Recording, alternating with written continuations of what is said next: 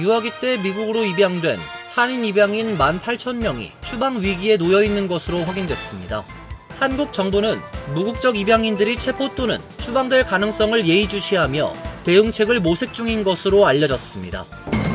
LA를 비롯한 캘리포니아주 곳곳에서 불법 체류자 단속이 이루어지고 있습니다.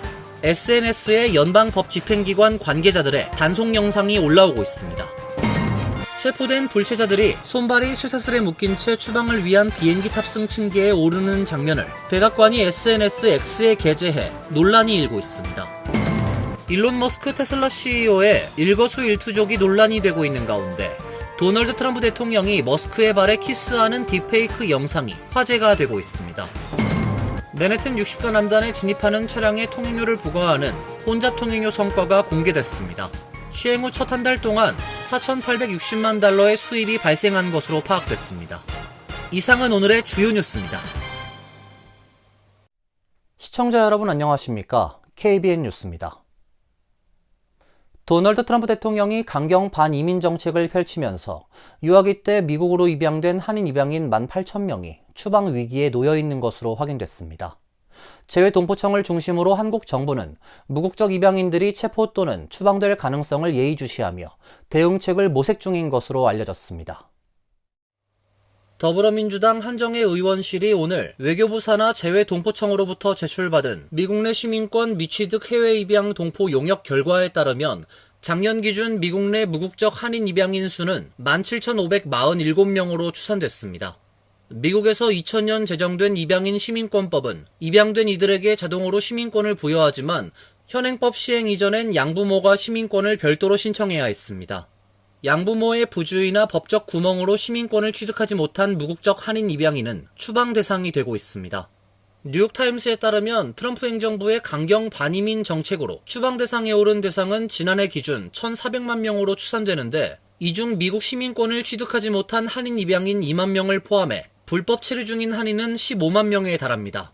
이런 문제점을 인식한 한국 정부는 무국적 입양인들이 체포 또는 추방될 가능성을 예의주시하며 각 부처 차원에서 대응책을 모색 중인 것으로 알려지고 있습니다.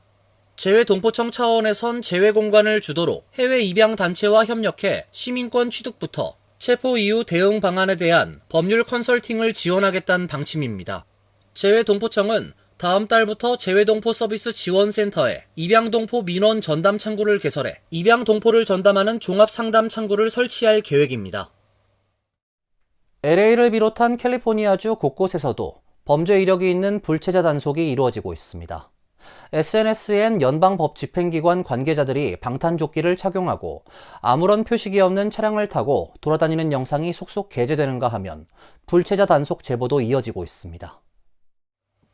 이민자 옹호단체들은 지난 23일 아람브라 지역에서 IC 요원들이 한 아파트에 출동하는 모습을 촬영해 공개했습니다. IC 요원들이 출동한 곳은 LA시의 교통단속 요원의 집으로 그의 장인을 찾고 있었습니다. 검은색 차량 2대에서 내린 요원들은 집 현관 앞에서 문을 열라고 소리쳤습니다. 폭스뉴스 등에 따르면 지난 주말 IC는 연방수사국, 마약 단속국과 함께 아람브라, 하이랜드파크 지역 등에서 체포작전을 벌였습니다. 폭스뉴스는 당시 FBI가 단속 진행을 아람브라 경찰국에도 알렸다고 전했습니다.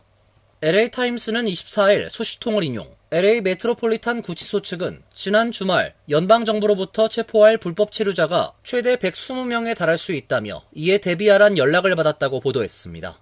연방교정국이 관리하는 메트로폴리탄 구치소는 평소에는 주중에만 신규 수감자를 받도록 인력이 배정돼 있지만 통지로 인해 주말에도 인력을 추가 배치했던 것으로 알려졌습니다.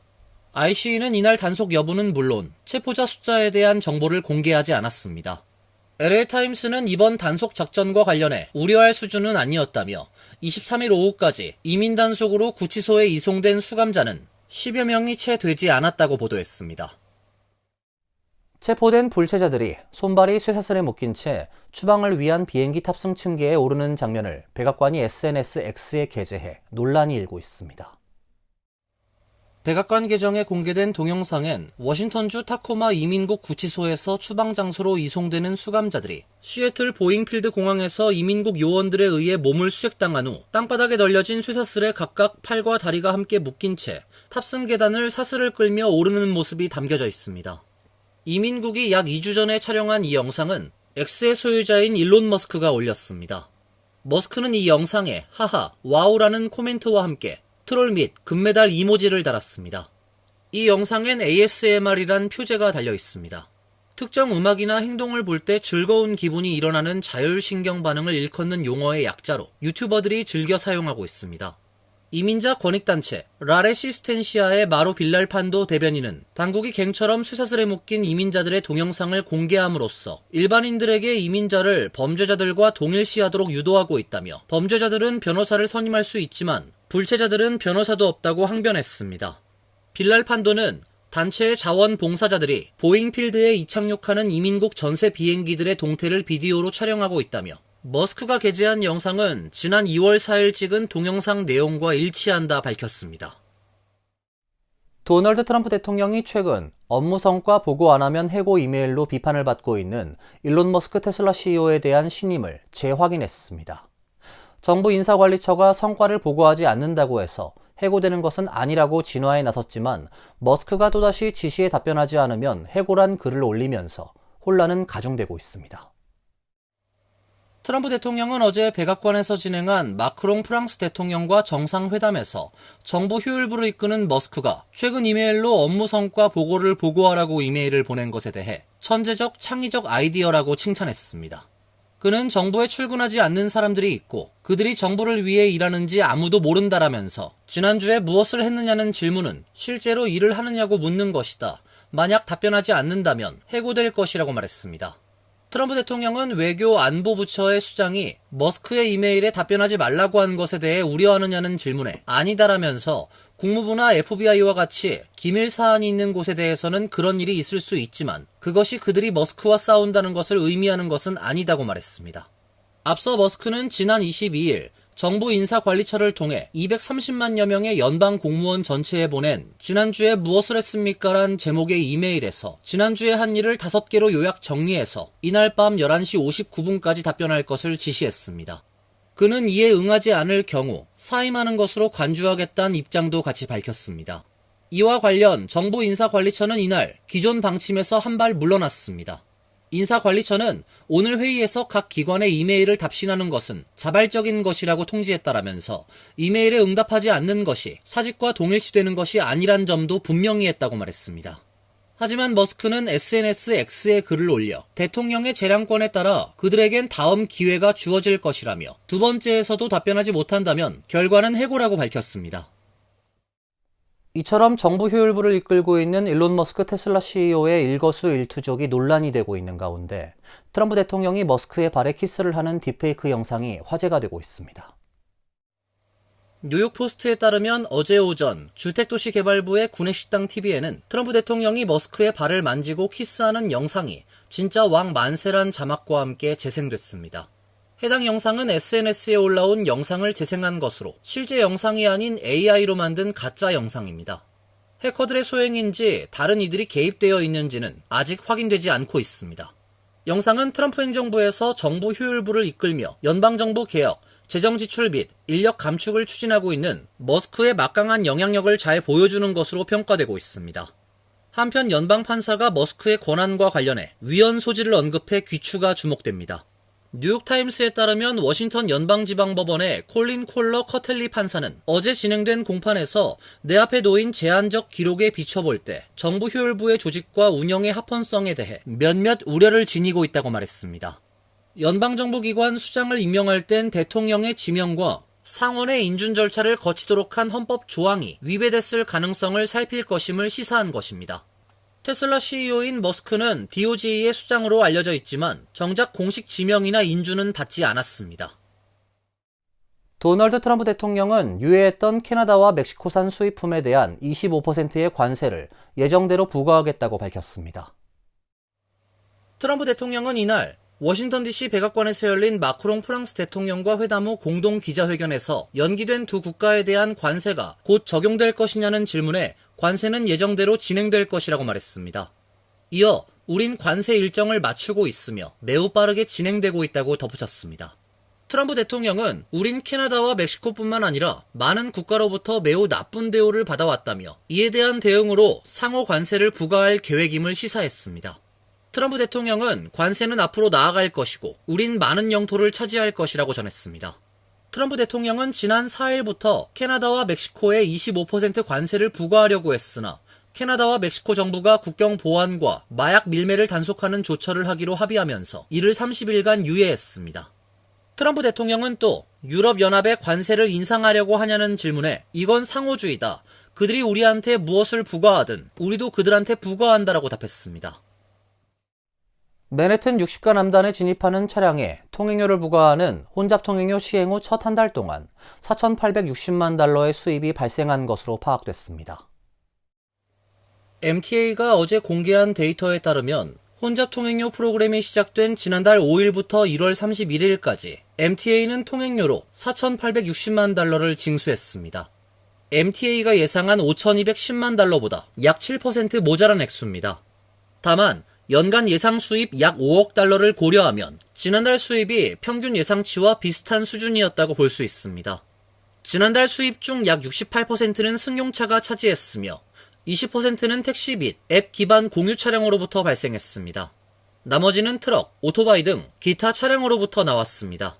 MTA는 운영비용 910만 달러를 제외하고 3,750만 달러의 순이익을 거두었다며 여러 주요 교통수리 프로젝트에 자금을 지원하고 환경 문제 개선을 위한 프로젝트에 200만 달러를 책정할 것이라고 밝혔습니다.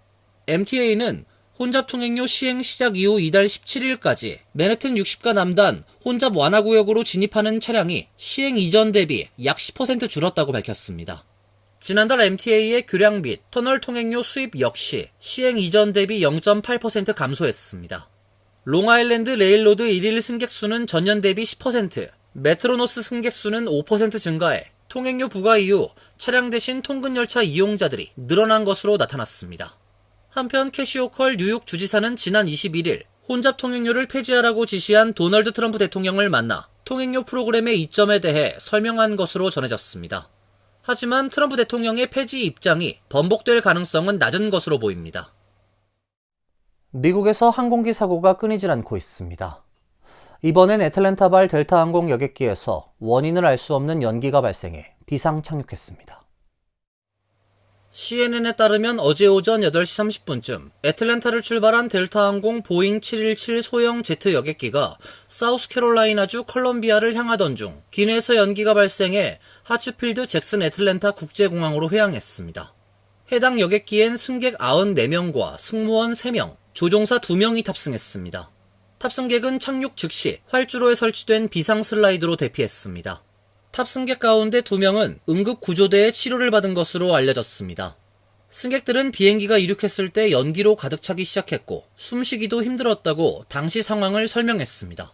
항공기가 이륙한 지 5에서 10분이 지나고 연기가 여객기를 가득 채우기 시작한 것으로 보입니다.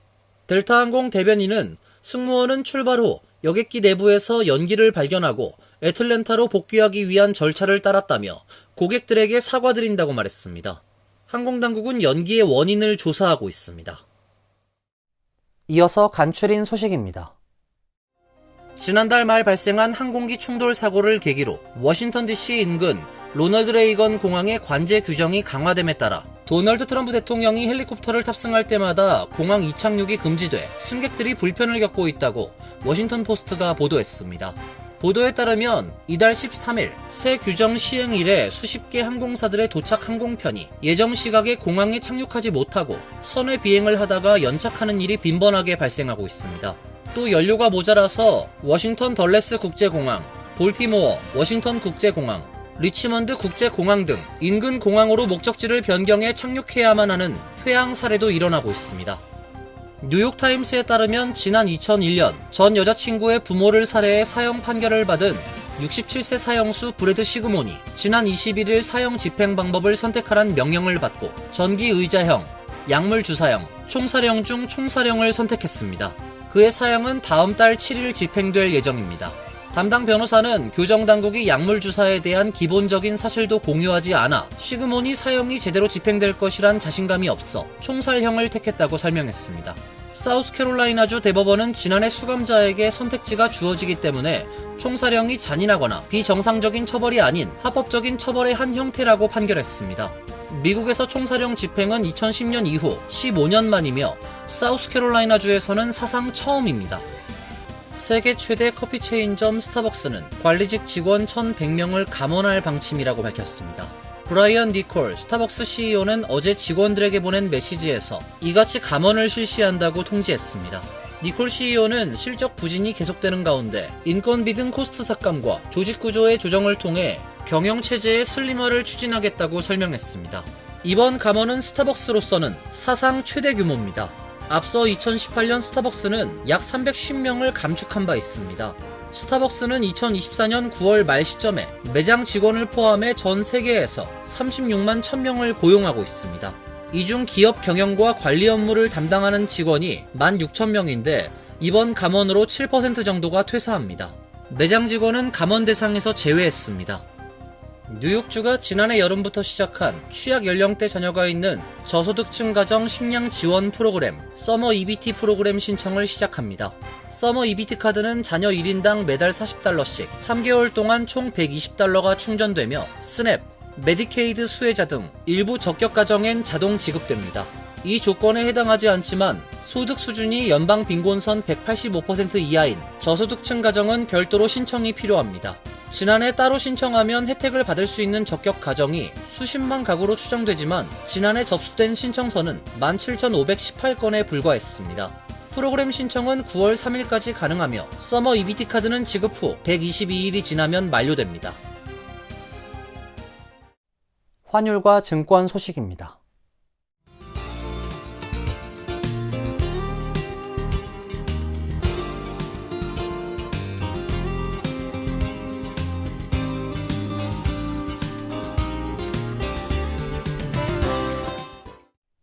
이어서 날씨입니다. 내일은 대체로 맑은 날씨가 예상됩니다. 낮 최고 기온 57도, 섭씨 14도, 밤 최저 기온은 43도, 섭씨 6도로 예상됩니다. 목요일은 비가 예보되어 있습니다. 낮 동안 몇 차례 소나기가 예상됩니다. 금요일은 맑은 날씨가 예상됩니다. 이상으로 KBN 뉴스를 마칩니다. KBN과 함께 즐거운 시간 되시길 바랍니다. 동부 최대 한인방송 KBN이 제작하는 KBN 뉴스는 웹사이트 mykbn.com 그리고 유튜브와 페이스북에서 다시 보실 수 있습니다. 좋아요, 구독, 알림 설정은 뉴스 제작에 큰 도움이 됩니다.